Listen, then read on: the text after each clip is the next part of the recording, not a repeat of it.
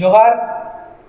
সরাসরি সমাজ নেতায় আজকে আমাদের সঙ্গে রয়েছে লোধা সবর সমাজের অন্যতম সমাজ নেতা একজন মাননীয় মৃণাল কোটাল মহাশয়। আমাদের মৃণালদা, জোহার মৃণালদা। জোহার, নমস্কার।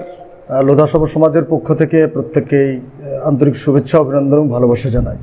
আচ্ছা, আর আমরা আজকে যে জায়গাটায় রয়েছি সেটা চুনিকোটাল চ্যারিটেবল ট্রাস্ট। তো আমরা অল্পটুকুই জানি চুনিকোটাল সম্পর্কে, যে চুনিকোটাল একটা বিপ্লবের নাম। চুনিকোটাল একজন মানে এমন একটা সমাজের থেকে উঠে এসেছিল যে সমাজকে একটা রাস্তা দেখানোর চেষ্টা করেছিল। তো বিশদে কিন্তু আমরা চুনিকোটাল সম্পর্কে জানি না, তুমি তার ভাইপো। তো আমরা জানতে চাইবো যে চুনিকোটাল সম্পর্কে প্রথমে একটু বিস্তারিত জানতে চাইবো, আর তার সঙ্গে অবশ্যই যে তার জীবন দর্শনটা তোমার লাইফে কতটা প্রভাব ফেলেছে।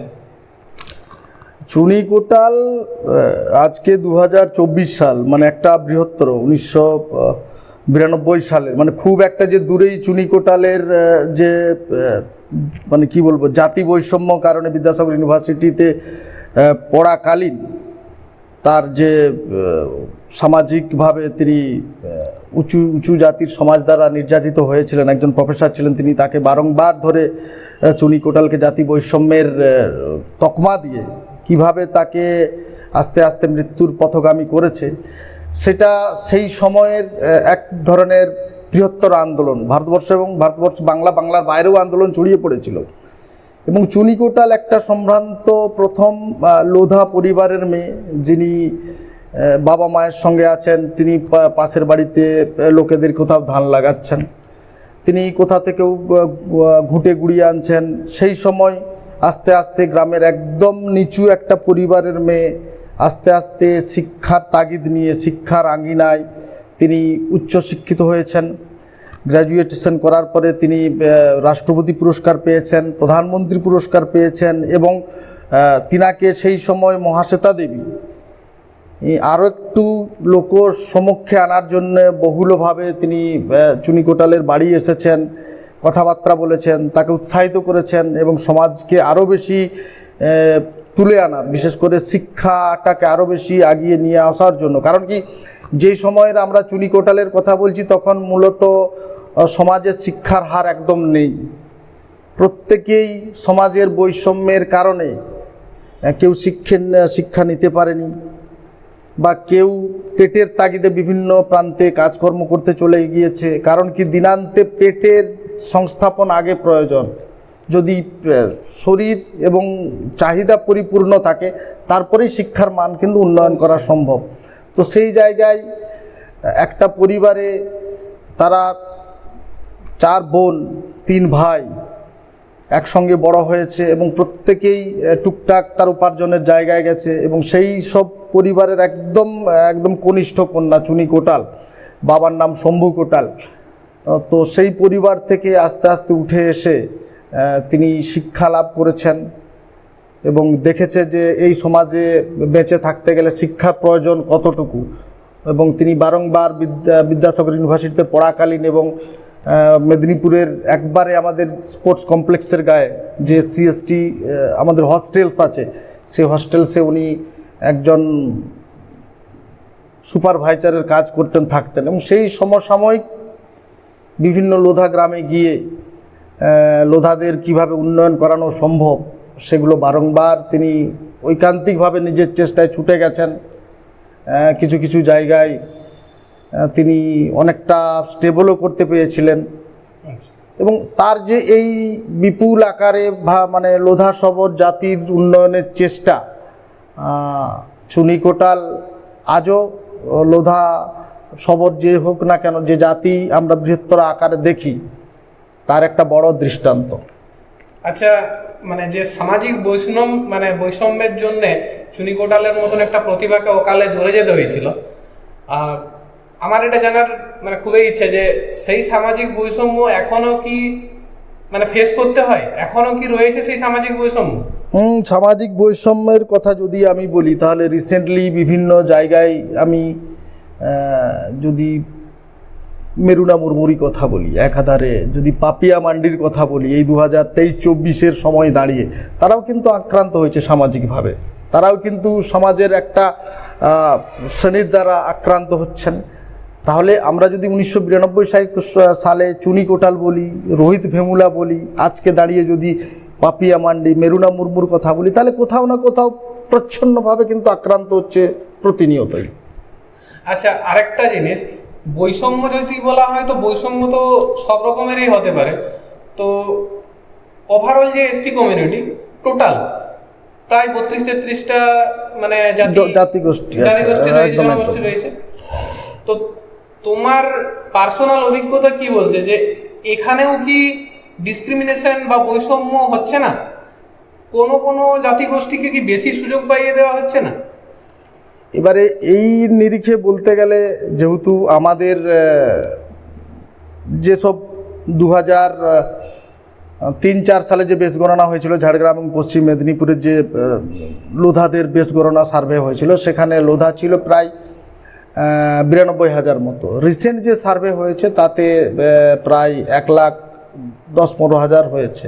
এবারে এই সামান্য লোধা গোষ্ঠী নিয়ে আমরা এই পর্যন্ত কোনো বৃহত্তর সাংগঠনিক রূপ তৈরি করতে আমরা পারিনি, এটা আমাদের বিশেষ দুর্বলতা।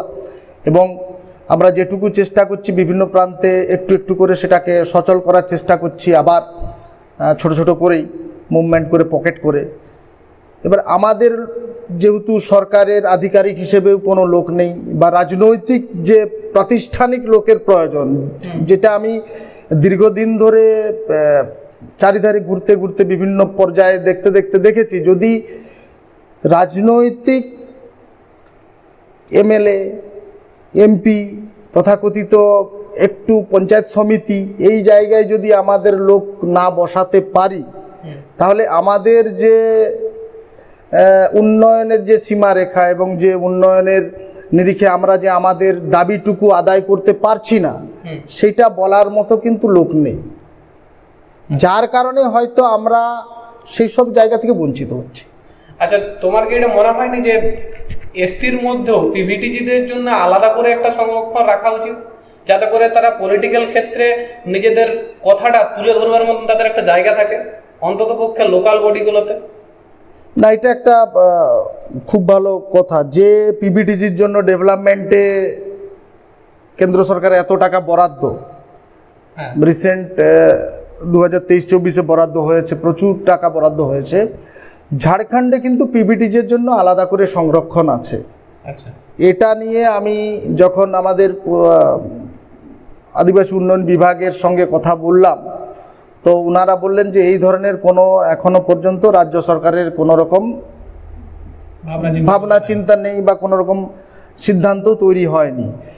যদি পিভিটিজি একদম একটা পিছিয়ে পড়া শ্রেণী, সরকারের উচিত এই বিষয়গুলোকে সদর্থক আরও বেশি আলোচনা করে, যেরকম ঝাড়খণ্ডে আছে, আমাদের পশ্চিমবঙ্গে যদি সেই সংরক্ষণ আনা হয় প্রভূত ক্ষেত্রে, সেটা নির্বাচনী হোক বা সেটা অফিসিয়ালি হোক কোনো ক্ষেত্রে, তাহলে মনে হয় এটাকে আরও বেশি করে আমাদের জাতিটাকে আগিয়ে নিয়ে যাওয়া সম্ভব হবে। কারণ কি, আমরা নিজেদের কথাটা নিজেরা বলতে পারবো, এটা হচ্ছে সব থেকে বড় রাইট। আচ্ছা দাদা, লোধা সবর সমাজ বা খাড়িয়া সমাজ যাই বলা হোক না কেন, এটা একটা মানে অন্যতম প্রাচীন একটা জনগোষ্ঠী, মানে প্রাচীনতম বললেও হয়তো মানে অত্যুক্তি হবে না। তো সেই জনগোষ্ঠীর ভাষা, সংস্কৃতি, এই সমস্ত কিছুকে মানে জনমানসে তুলে ধরার জন্য বা সংরক্ষণ করার জন্য সরকারের ভূমিকা কতটুকু, বা কতটা সরকার তার ভূমিকা পালন করেছে? প্রথমত পশ্চিম মেদিনীপুরে একটা সেল চালু হয়েছিল, যেটা হচ্ছে লোধা সবর, লোধাদের জন্য আলাদা করে লোধা সেল বলে চালু হয়েছিল। এবং লোধা সেলের পরে লোধা সবর ডেভেলপমেন্ট বোর্ড চালু করেছে গভর্নমেন্ট। আমার মনে হয়েছে, আমি বারংবার পশ্চিম মেদিনীপুর লোধা সেলকে বিভিন্ন পরিকাঠামোগত উন্নয়নমূলক কথাবার্তা বলতে গিয়ে বলেছি যে লোধাদের যদি তাদের প্রাচীন যে ভাষা, প্রাচীন যে তাদের বিভিন্ন ধরনের অ্যাক্টিভিটি, বৈবাহিক কালচার বা বিভিন্ন ধরনের রীতি রেওয়াজগুলো যদি সংরক্ষণ করতে হয়, তাহলে একটা আলাদা করে কমিটি গঠন করে তাদের যে প্রভূত যারা এখনো পর্যন্ত বয়স্ক মানুষ আছে, যারা তাদের সংস্কারটুকু জানে, সংস্কারটা তারা নিজেরা পালন করে এসেছে, তাদেরকে নিয়ে একটা কমিটি গঠন করে যে বর্তমান যে লোধা সমাজ উঠে আসছে, মূল স্রোতে যারা এগিয়ে আসছে, যারা শিক্ষিত হচ্ছে, যুবক যারা আছে, তাদেরকে তাদের সাথে একত্রিত করে সমাজটার যে কি এখন অ্যাকচুয়ালি লোধাদের যদি বলে তোমাদের ভাষা কি ছিল, 99% লোক তো জানেই না। তোমাদের বৈবাহিক রীতি কালচার কি ছিল, বলছে সাধারণ মানুষ যেভাবে বিয়ে করছে আমাদেরও সেভাবে বিয়ে হয়ে গেছে। তাহলে কি হচ্ছে যে একটা প্রাচীনতম ভাষা, জনপদ, জাতিগোষ্ঠী ক্রমশ তাদের সংস্কার, ভাষা, বৈচিত্র্য, জাতির ঐতিহ্য হারিয়ে ফেলছে। কারণ কি, এটা গভর্নমেন্ট সংরক্ষণের বিন্দুমাত্র কোনো চেষ্টা করেনি বলে। তাই এবারে হয়তো গভর্নমেন্ট আমাদেরকে বলতে পারে যে তোমাদের নিজস্ব ভাষাগোষ্ঠী তোমাদেরকেও তো ধরে রাখতে হবে। ওই জন্য আমি বলছি গভর্নমেন্টকে একটা বডি তৈরি করতে হবে, যার সঙ্গে পুরাতন এবং নতুনের একটা কোলাজ তৈরি করে যে আমাদের রীতি রেওয়াজগুলো কী ছিল সেগুলোকে আরও বেশি মানুষের সামনে ধরে, আরও বেশি আমাদের যারা লোকজন আছে তাদের কাছে পৌঁছে দেওয়াটা একান্ত প্রয়োজন।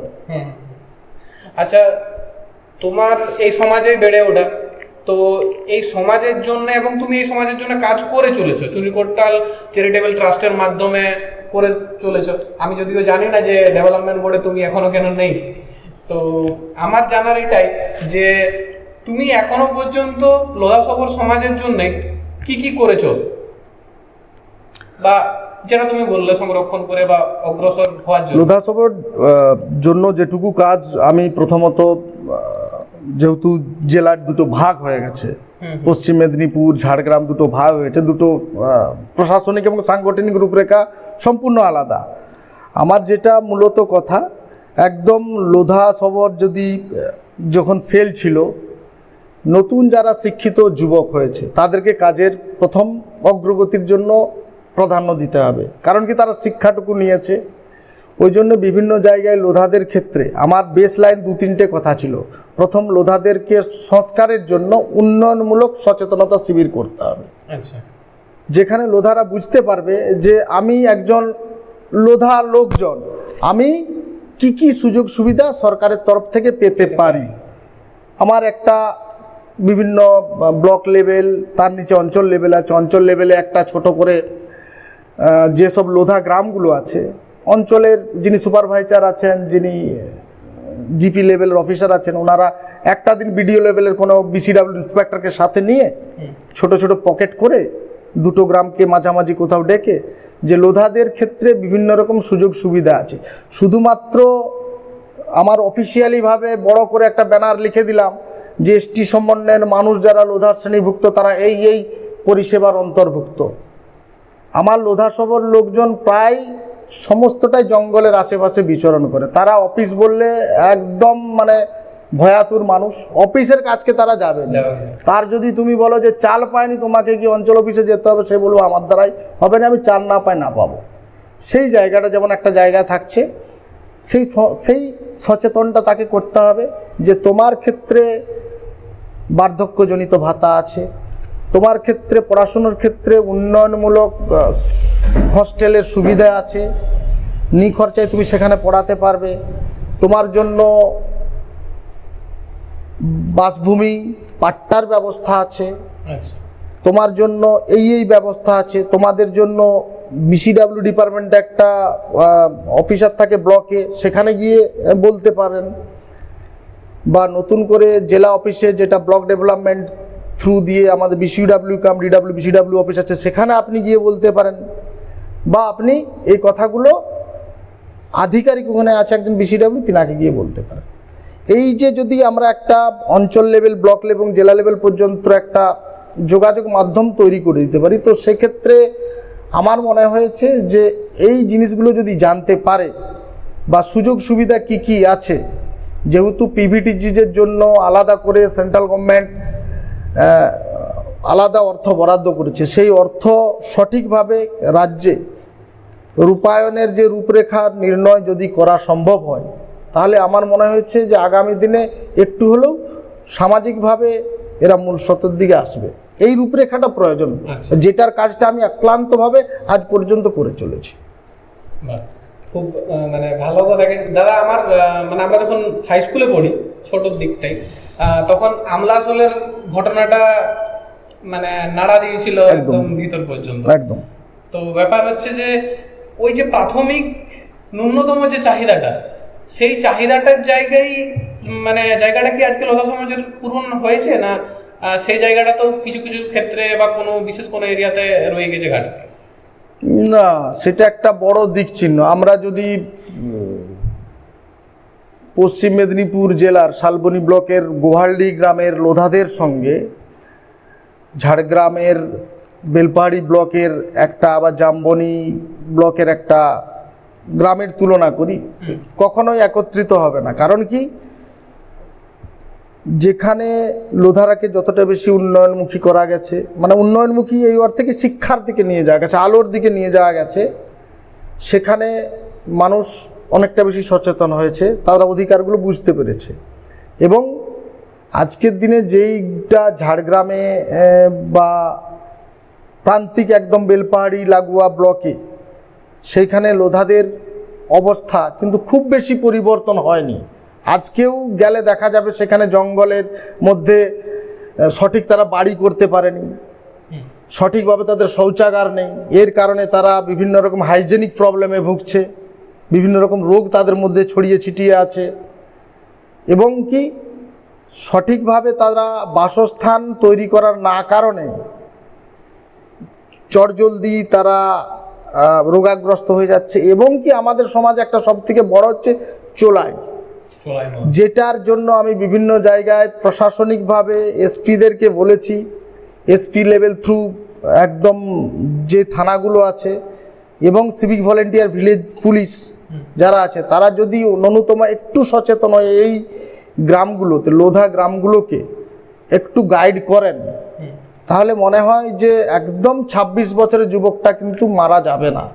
হ্যাঁ, এটা একটা বড় ব্যাপার। আমি আমার জামাইদার মানে মামাঘর যেখানে, সেই গ্রামে লোধা রয়েছে, তো সেখানে আমি গিয়ে দেখেছি মানে এক কথায় 40-এর উপরে বয়স এরকম লোক খুব কম রয়েছে, মানে খুবই কম, খুবই কম, খুবই কম। এটা কিন্তু একটা বড় আমাদের সমাজে পতনের মূল কারণ। একদম। আর আরেকটা জিনিস তুমি যেটা বললে বাসস্থানের ব্যাপারটা, তো আমি জানি না সেন্ট্রাল গভর্নমেন্টের টাকা কতটা কি বাসস্থানের জন্য আসে, তবে আমি পেপারে একদিন দেখছিলাম যে 2021 সালে 5 কোটি টাকা বরাদ্দ করা হয়েছিল লোধা শবরদের বাড়ি তৈরি করার জন্য। তো তাহলে সেই বাড়ি কি তৈরি মানে হয়নি, নাকি সেই টাকা সঠিকভাবে খরচ হয়নি? এবারে বাড়ি লোধাদের, এবারে একটু আমি পিছন দিকে যাই। 2007 সালে যখন বাম সরকার ছিল, তখন কেন্দ্র সরকারের একটা অর্থ আসতো, যে অর্থের পরিমাণ 37,92,327 টাকা, only for Lodha development, only for Lodha development 37,92,00,000 টাকা আসতো প্রতি 5 বছরে। সেখানে কি হতো, সেখানে একটা কমিটি গঠন করা ছিল, যে কমিটিটাকে বলা হতো মঙ্গল কমিটি। সেখানে ডিএম থাকতেন, এসডিও থাকতেন, অল বিডিওস থাকতেন, এবং কি যারা পঞ্চায়েত সমিতির সভাপতি আছেন তারাও থাকতেন, এবং লোধাদের যারা রিপ্রেজেন্ট করতেন তারাও থাকতেন। সেইখানে প্রথম উন্নয়নের রূপরেখা হলো যে লোধাদের যে গ্রামগুলো আছে সেই গ্রামগুলোকে যদি শিক্ষামুখী করতে হয়, তাহলে প্রথম করতে হবে কি, নতুন করে একটা আইসিডিএস করতে হবে। সেই আইসিডিএস এর নাম হবে লোধা ক্রেজ বিল্ডিং। আমার গোয়ালডিতে আছে, আমি যাওয়ার সময় তোমাকে দেখিয়ে দেবো, তুমি ছবিটা তুলে নিয়ে যাও। আচ্ছা আচ্ছা, অবশ্যই। ঠিক আছে। লোধা ক্রেজ বিল্ডিং কেমন হবে, যেই লোধা ছেলে বা মেয়েটা শিক্ষিত আছে, লোধা গ্রামে মোটামুটি মাধ্যমিক পাস, এইচএসের দোরগোড়ায় যারা গেছে বা তার থেকে বেশি পড়ছে, তারাকে একটা সাম্মানিক ভাতা দিয়ে গ্রামের যারা, গ্রামে বলতে গেলে কি আমাদের মূলত সকালবেলায় কি করি, যারা গ্রামের দিকে থাকি, জঙ্গলে লাগোয়া বসবাস, সকালবেলায় কুড়াট না হলে কাঠারি নিয়ে জঙ্গলে যেতে হবে, হয় কাঠ কেটে আনবো, নাহলে বামলা আলু তুলে আনবো, নাহলে দুদিলত ছিঁড়ে আনবো, যেটা আমরা তারপরে সন্ধ্যাবেলায় বিক্রি করবো। তাহলে কি বাবা মা দুজনেই বাড়ি থেকে বেরিয়ে যাচ্ছে, ছোট ছেলেটা বড় মেয়েটা আছে, তাহলে বড় মেয়েটা ছোট ছেলেটাকে রেখেছে, একবেলার ওই গরম ভাতটি খেয়ে গেছে। তো গভর্নমেন্ট এবং আমরা যারা তৎকালীন সিদ্ধান্ত নিয়েছিলাম, তারা সিদ্ধান্ত নিয়েছিলাম যে যেই ছেলেটি বা মেয়েটি শিক্ষিত আছে তিনি গ্রামের বাকি লোধা ছেলেগুলোকে ওই ক্রেজ বিল্ডিংয়ে নিয়ে আসবেন। সকালবেলায় তিনি ঘুম থেকে উঠে গ্রামটা ঘুরবেন, 40-45টার বাড়ি বাড়ি করে একটা আমরা ক্রেজ বিল্ডিং করব বলে বড় হলে বড় সিদ্ধান্ত নেওয়া হবে, সেরকম সিদ্ধান্ত হলো যে তিনি ঘুরে ওই 40-45টি বাচ্চাকে আনবেন। গভর্নমেন্টের যেসব আশ্রম হস্টেলগুলো আছে, বিশেষ করে লোধা আশ্রম হস্টেলগুলো আছে বা এসটি আশ্রম হস্টেলগুলো, সেখানে গভর্নমেন্ট কিন্তু একটা খাবারের রুটিন রাখে। সেম রুটিন আমরা এখানে রেডি করলাম যে সকালবেলা এলে তারা একটা ওই ছোলা মুড়ি টুড়ি পাবে, দিয়ে তারা পড়তে বসে যাবে। তাহলে কে পড়াচ্ছে? লোধা মেয়েটি। আমরা এখানে একটা কোশ্চেন বলবো, ওনারা বলেছিলেন যে অন্য কাউকে দিয়ে পড়িয়ে দিলে তো ভালো হয়, অন্য কোনো যারা শিক্ষিত এর থেকে বেশি গ্র্যাজুয়েশন করে আছে তারাকে দিয়ে পড়িয়ে দিলে। কারণ কি, আমরা এটা চেয়েছিলাম যে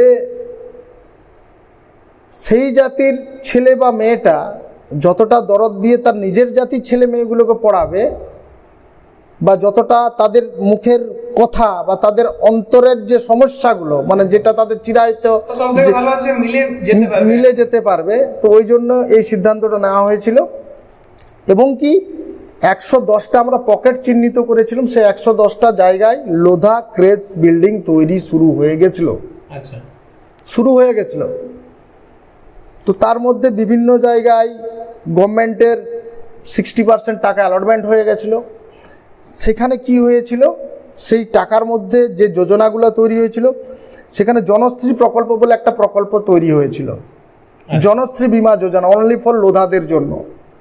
সেখানে 60 বছরের ঊর্ধ্বে যদি লোধা হয়ে যেত সে একটা পেনশন পাবে। এরকম কোনো লোধা ব্যক্তি যদি একটা অঙ্গহানি হয়, সেখানে তিনি 30 থেকে 35 হাজার টাকা বেনিফিট পাবেন। কেউ যদি দুটো পা কোনো কারণে ভেঙে ফেলেছেন লোধা ব্যক্তি, সেখানে তিনি 60 থেকে 75 হাজার টাকা বেনিফিট পাবেন। সেটার আমার চেকবুক লিস্ট আছে, মানে তৎকালীন যে বায়োডাটা টোটাল খসড়াটা আমার কাছে আছে। এবং কি পরিবারে ধরুন তার মা হঠাৎ করে কম বয়সী ছেলে রেখে মারা গেল, সেখানেও একটা টাকা পয়সা দেওয়ার ছিল। তাহলে এবং এর পাশাপাশি আমরা কি করলাম, তাহলে প্রথম গেল ক্রেজ বিল্ডিং, দ্বিতীয় গেল জনশ্রী প্রকল্প যোজনা লোধাদের, তৃতীয় হচ্ছে রাস্তাঘাট এবং তোমার নলকূপ খনন। জল নেই লোধাদের, বিভিন্ন গ্রামে পানীয় জলের ব্যবস্থা না থাকার জন্য রোগ হচ্ছে, ডায়রিয়া রোগ হচ্ছে।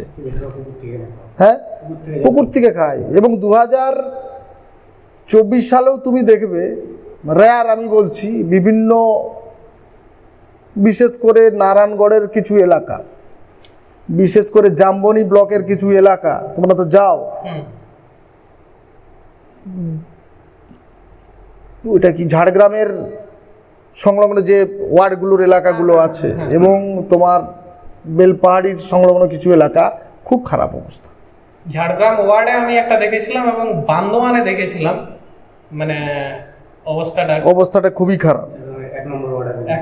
ঠিক আছে। তো এরপরে করা হলো যে তাদের জন্য পশুপালনের এক রকমের ব্যবস্থা করে দেবে, 2টো করে ছাগল গরু এইসব ব্যবস্থা করে দেওয়া হবে। তারা চাষবাস করবে, ফলের বাগান যদি কেউ করতে চায় সেটা করবে।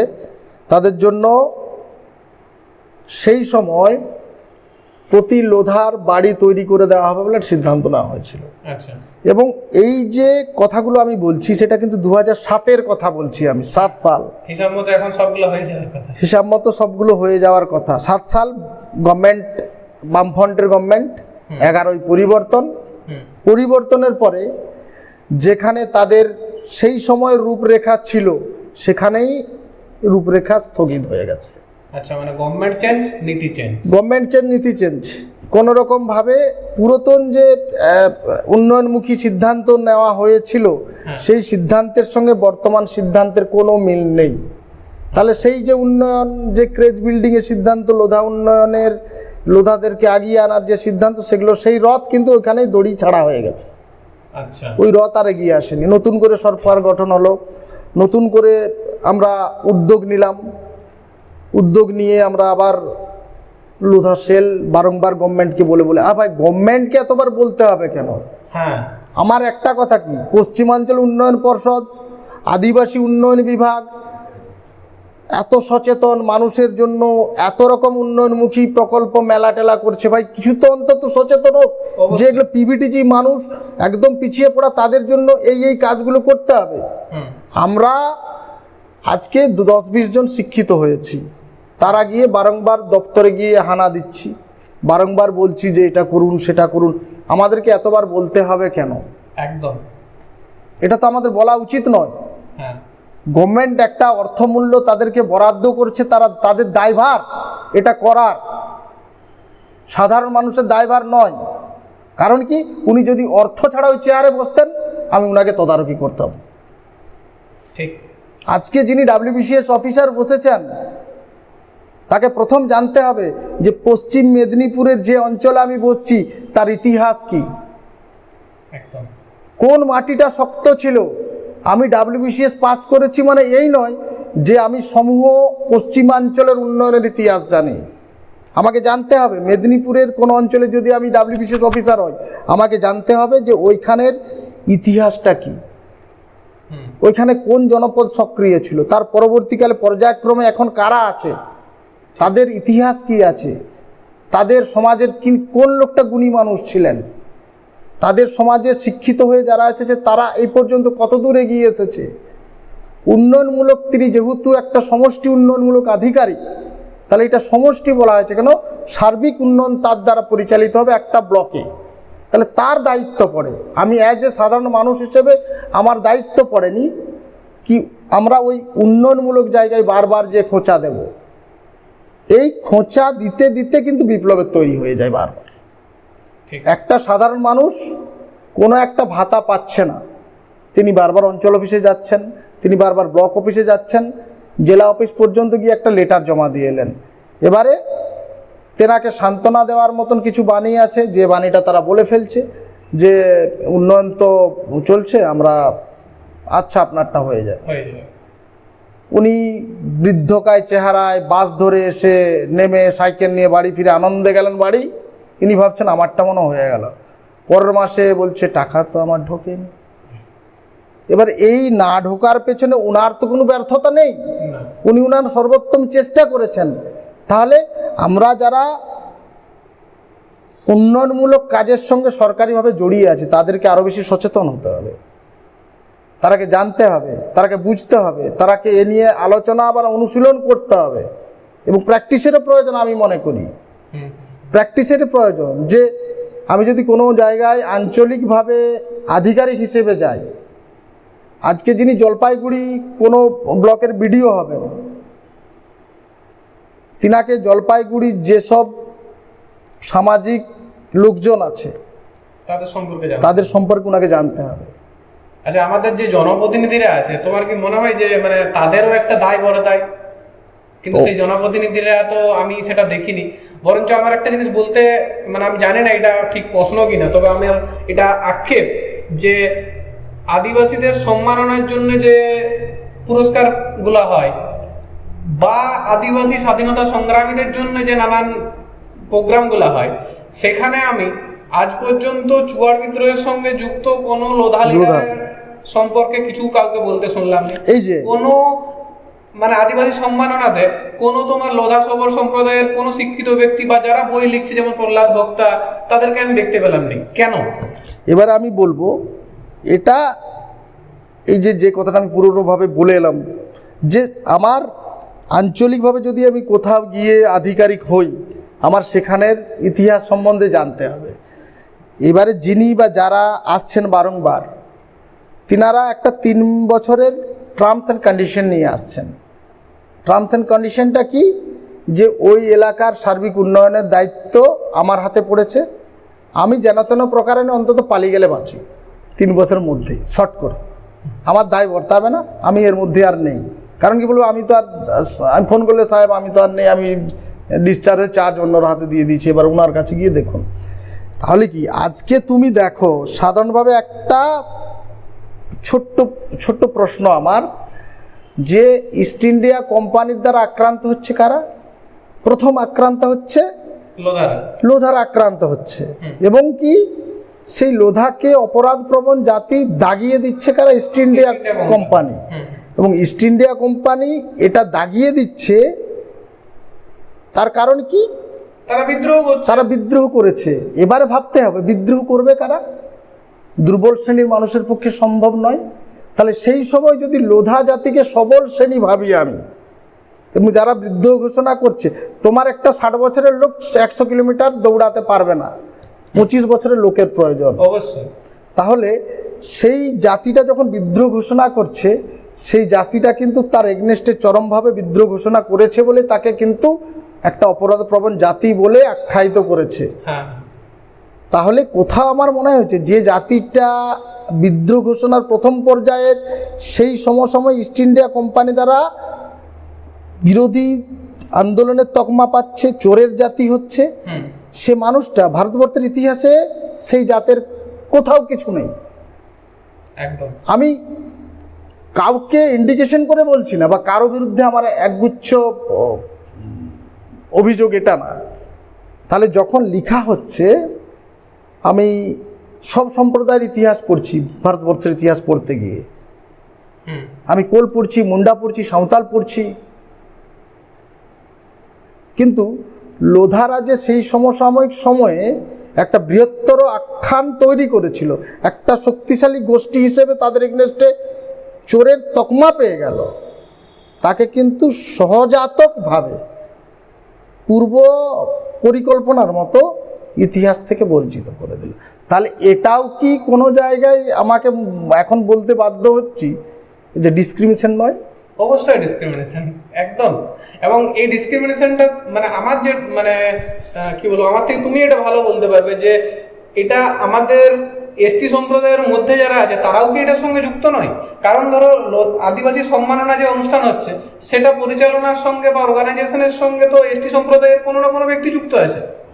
একজন বাইরের থেকে আসা অফিসার যদি নাও জানে, একজন এসটি সম্প্রদায়ের ব্যক্তির অবশ্যই জানা উচিত যে এখানে কেশুয়ারি কে ছিল, চোর বিদ্রোহের সঙ্গে ছিল, বা আমার প্রহ্লাদ বক্তা কে, এটা তো তার জানা উচিত। অবশ্যই বিষয়গুলো তাদের যথাসম্ভব আমার মনে হচ্ছে যে মানে জানা উচিত। মানে ডিসক্রিমিনেশনটা শুধুমাত্র কোনো অফিসার বা বাইরের থেকে আসা ব্যক্তি করছে, নাকি আমাদের নিজেদের যারা আমাদের কাছের ব্যক্তি বলে আমরা মনে করছি তারাও করছে? না, এক্ষেত্রে যারা আমাদের জনগোষ্ঠী অতটা উন্নত নয়, অতটা বিচক্ষণ নয়, এবং পাশাপাশি যারা আছে বা যারা এই বিষয়গুলো লিড করছে, তাদের অন্ততপক্ষে আদার্স যে এসটি সমন্বয় ভাষাভাষী গোষ্ঠীর মানুষ আছে, সকলকে সমানভাবে নির্বাচন করে এই ধরনের অনুষ্ঠানগুলো করা উচিত বলে আমার মনে হয়। একদম।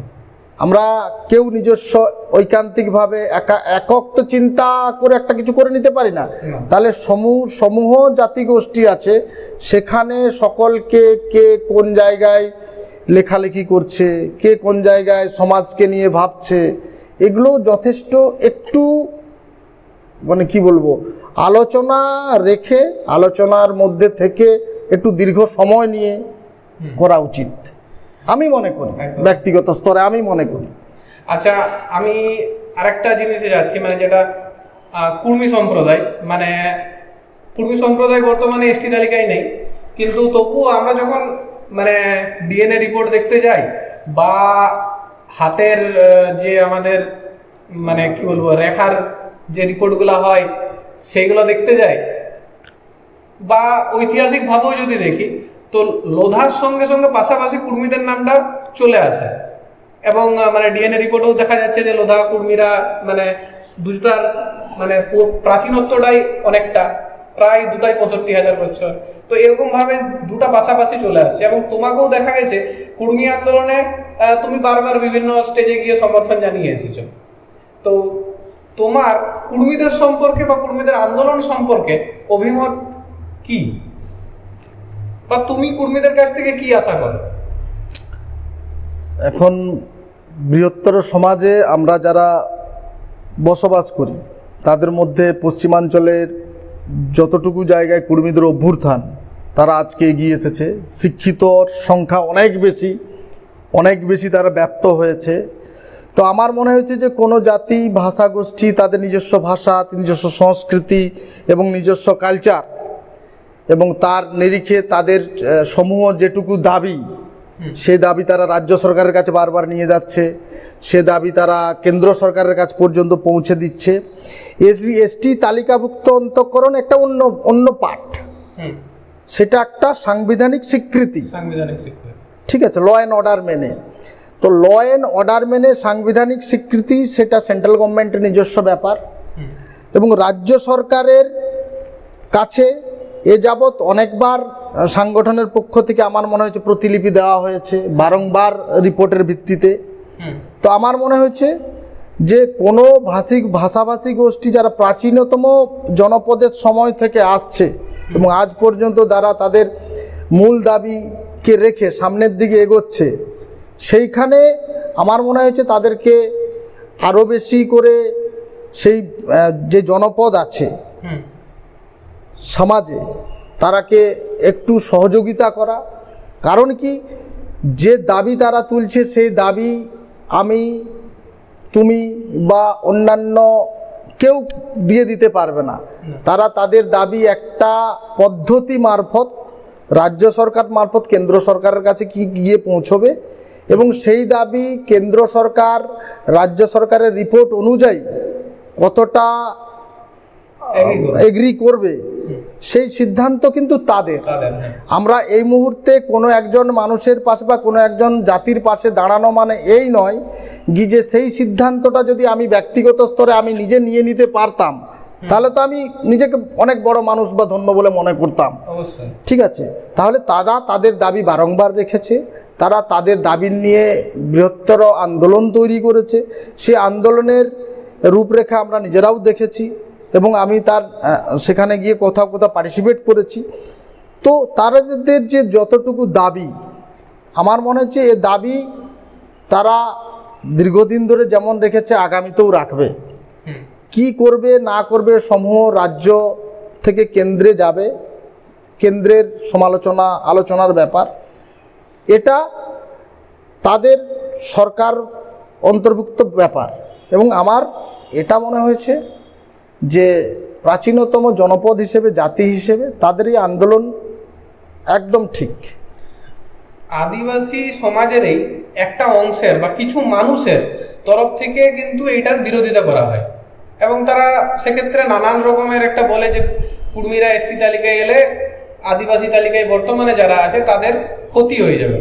একজন আদিবাসী সন্তান হিসাবে তোমার কি মনে হয় যে কুর্মীরা এসটি তালিকায় এলে যারা বর্তমান জনজাতি তালিকায় রয়েছে তাদের ক্ষতি হয়ে যাবে সত্যি সত্যি, নাকি এটা একটা মানে ভয় ধরানো হচ্ছে শহুরে কিছু মানসিকতা সম্পন্ন আদিবাসীদের তরফ থেকে? এটা আমার মনে হয় যে কিছুটা একদম, যে একটা জনজাতি যদি এসটিএ চলে আসে, এলে যে মারাত্মক ক্ষতি হয়ে যাবে বা কিছু মানুষ এটা হয়তো বলবেও যে ভাগাভাগির জায়গায় অনেকটা বেশি ভাগ হয়তো কমে যাবে উন্নয়নের নিরিখে। তো আমরাও দীর্ঘদিন ধরে আমার মনে হয়েছে যে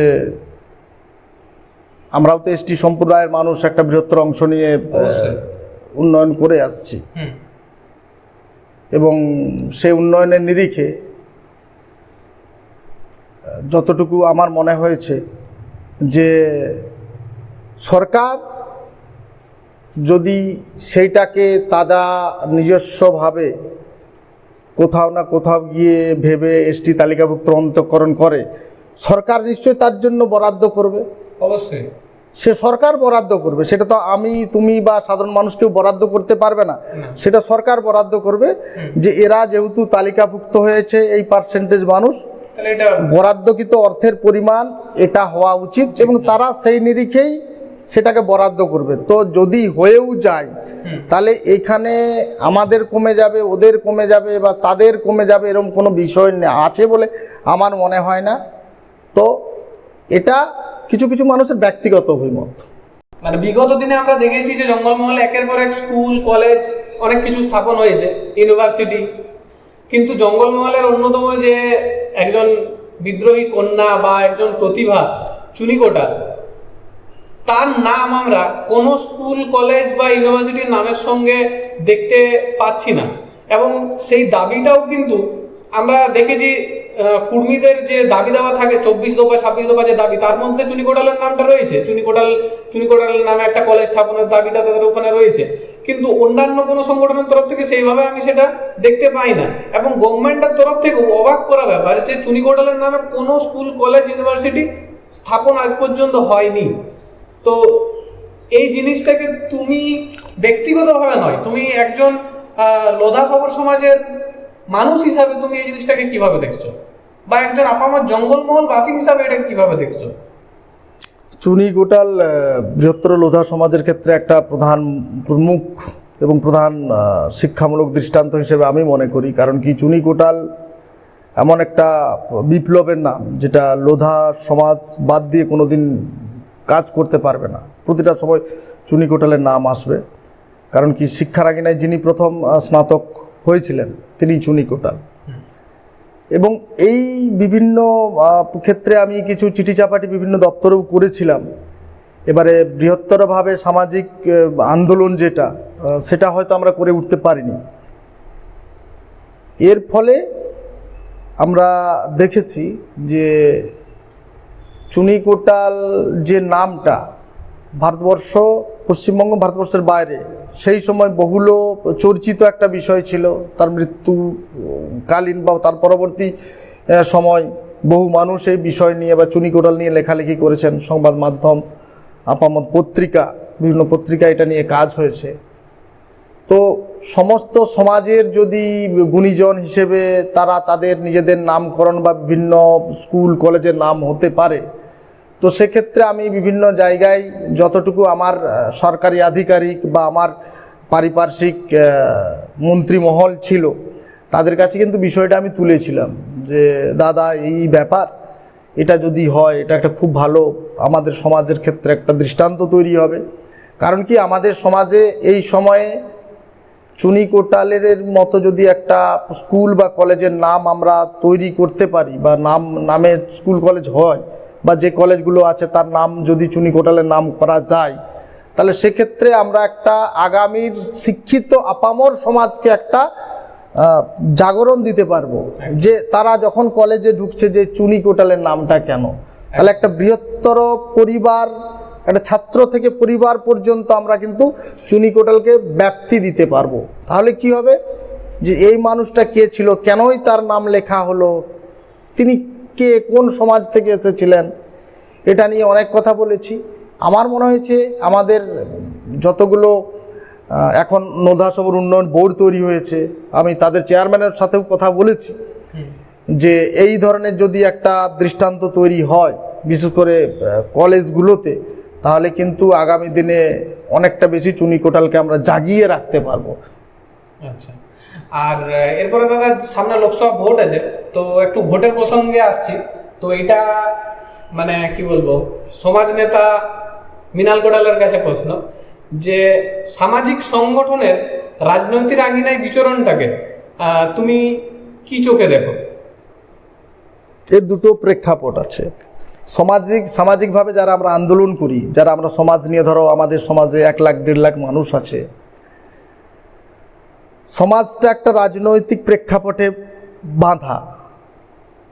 আমি, তুমি বা প্রত্যেকেই যখন একটা পরিবার হিসেবে আছি, তখন কিন্তু আমরা কোনো না একটা রাজনৈতিক ছাপের আঙিনায় আছি। অবশ্যই ছাপের অন্তর্ভুক্ত আমরা প্রত্যেকে, এর বাইরে কিন্তু কেউ নয়। একদম। কিন্তু যখনই আমরা বৃহত্তর সমাজ নিয়ে এবং সমাজটাকে আরও বেশি উন্নয়নের নিরিখে যদি কোথাও নিয়ে যাব বা তার সমস্ত উন্নয়ন পরিসীমাকে একটা জায়গায় তুলে ধরব, সেক্ষেত্রে আমার মনে হয়েছে যে রাজনৈতিকভাবে অবস্থানটা জরুরি। না হলে সার্বিকভাবে, কারণ কি আমি তো নিজে লোধা সবর হয়ে দেখছি, মানে সাংগঠনিকভাবে আমরা যতটা আওয়াজ তুলতে পারছি বা সাংগঠনিকভাবে যতটা আমরা সরকারি দপ্তরগুলোকে আমাদের কথা নিয়ে যেতে পারছি, যদি কোনো একজন এমপি বা এমএলএ আমাদের জনজাতি বা অন্তর্ভুক্ত হতেন, উনি কিন্তু লোধাদের কথাগুলো অনেক বেশিভাবে বলতে পারতেন। তাহলে সেক্ষেত্রে দেখেছি যে আমাদের না রাজ্যসভায় না বিধানসভায়, না লোকসভা। না লোকসভায়, সরি হ্যাঁ লোকসভা বিধানসভায় কোনো জায়গায়, কিন্তু আমাদের যে এই যে একটা জনজাতি আছে এর সার্বিক উন্নয়নের জন্য বহু রকম উন্নয়নের পরিকল্পনা প্রয়োজন, এটা কিন্তু এ যাবৎ কাউকে বলতে দেখিনি। তাহলে কি হবে, আমার একটা প্রধান দুটো পঞ্চায়েতে দাঁড়িয়ে তো নেই, আমাকে একটা বড় কনস্টিটিউশন লড়তে গেলে একটা বড় জায়গা প্রয়োজন, যেখানে আর সাধারণ মানুষের কথাগুলো বলা সম্ভব। তো সেক্ষেত্রে আমার মনে হয়েছে যে সামাজিক একটা দিক এবং রাজনৈতিক একটা দিক, দুটো দিক যেমন সমাজের পৃথক মেরু, তেমন উন্নয়নমূলক যদি সমাজের দিকধারা নির্ণয় করতে হয় তাহলে রাজনৈতিক দিকটা অনেকটা বেশি প্রয়োগমূল্য। আচ্ছা, তো সেক্ষেত্রে এই লোকসভা ভোটে লোধাসভর সমাজের স্ট্যান্ড কোন পক্ষে থাকবে বা কোন দিকে যাওয়ার চান্স আছে? সরাসরি এটা তো বলা উচিত নয়, তাও এটা এইবারে লোকসভা নির্বাচন, বিশেষ করে লোধাসভর সমাজ এখনো পর্যন্ত কোনো সেই সিদ্ধান্তে এখনো পর্যন্ত আসতে পারেনি। তবে বিভিন্ন জায়গায় ছোটোখাটো মিটিং করে দেখেছি যে তারা ছোটোখাটো যে প্রশ্নগুলো থাকে, যে তাদের পাশে যারা থাকবে চিরায়ত তাদের কথা যারা বলবে, যে তাদের জন্য যারা ভাববে, লোধাসভর সমাজ কিছুটা হলেও সেই সব জায়গায় অন্ততপক্ষে স্টে করতে পারে। আচ্ছা, তো তুমি যেমনটা বললে যে আমাদের নিজেদের যদি প্রতিনিধি হতো তাহলে জিনিসটা অনেক ভালো হতো। তো আমার প্রশ্নটা এখানে যে আমি কবি মৃণাল কোটালকে বা সমাজ নেতা মৃণাল কোটালকে কি কোনোদিন রাজনীতির আঙিনায় দেখতে পাবো? এটা তো একটা বড় প্রশ্ন করলে।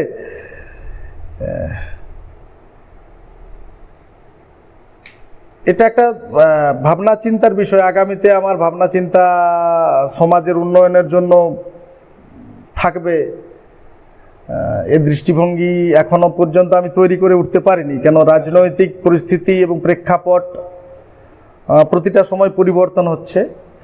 বর্তমান রাজনীতি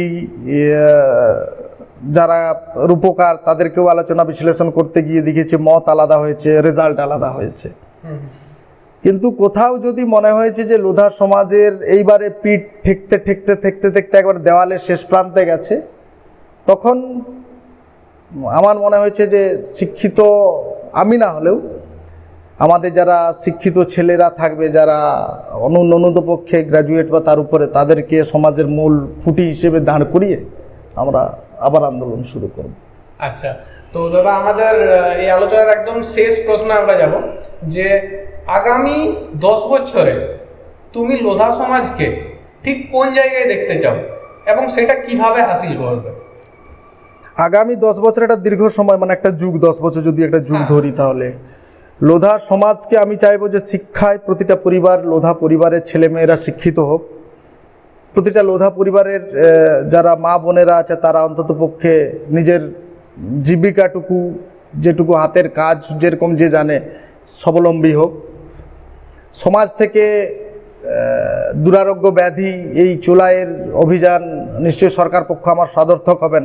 একটা দীর্ঘ অভিযান চলবে এটার এগনেস্টে, যেভাবে বিভিন্ন জায়গায় আমি বলেছি, সেটার একটা দিক। একটা সুন্দর লোধা গ্রাম হিসেবে যেভাবে দেখা যায় যে গ্রামের ছেলেরা 10টা বাজলে সবাই পিঠে ব্যাগ নিয়ে গ্যাগডের স্কুলে যাচ্ছে, বাবা মায়েরা দুপুরের পরে যে যার কাজ করে ফিরে আসছে, একটা সন্ধ্যাবেলায় ঘরে আলো জ্বলছে, ছেলেমেয়েরা এক কাছে চা হয়ে পড়তে বসেছে, একটা সুন্দর নির্মল লোধা গ্রাম আগামী 10 বছরে আমি দেখতে চাইব। এবং কি আগামীতে আরও বেশি করে শিক্ষিত ছেলে এগিয়ে এসে এই সমাজকে এবং সমাজের মেরুদণ্ডকে, যে শিক্ষা চুনিকোটাল একটা যে শব্দ ছিল, শিক্ষায় সমাজের মূল মেরুদণ্ড, সে মেরুদণ্ডকে আরও বেশি শক্তিশালী আমরা সামাজিকভাবে, সাংগঠনিকভাবে বা অ্যাজ মৃণাল কোটাল হিসেবে আমি এটাকে আপ্রাণভাবে চাইব। বা আমাদের যারা রাজনৈতিক ব্যক্তিত্ব আছেন, সামাজিক ব্যক্তিত্ব আছেন, মানে পাশাপাশি সামাজিক সংগঠনের মানুষজন আছেন, আপামরভাবে যারা একটা পিছিয়ে পড়া জাতি হিসেবে তারা যেন আমাদেরকে সহযোগিতা করেন, আরও বেশি করে আমরা মূল স্রোতে উঠে আসতে পারি এবং যেসব সমাজের খারাপ দিকগুলো আছে সেগুলোকে সবাই সচেতনভাবে যাতে বন্ধ করতে পারি এবং আগামী লোধাদের একটা ভবিষ্যতের দিকে আমরা এগিয়ে নিয়ে যেতে পারি। সরকারের কাছেও আমার তাই দাবি থাকবে সরকার যেন এটা নিয়ে অনেক ভাবনা চিন্তা করেন এবং তার উন্নয়নের নিরিখে সীমারেখা তৈরি করেন, এটাই। এটাই। যাই হোক, আমরাও আমাদের টিম টিআরটির তরফ থেকে এটাই চাইবো যে লোধাসবর সমাজ যেন অতীতের যে চর্যাপদে যে লোধাসবর সমাজের উল্লেখ পাওয়া যায় সেই রকম একটা মানে উন্নত একটা লোধাসবর সমাজে পরিণত হোক আগামী 10 বছরে, এই কামনা রেখে আজকে আমাদের এই আলোচনাটা এখানে শেষ করছি। সবাইকে জোহার। জোহার, নমস্কার।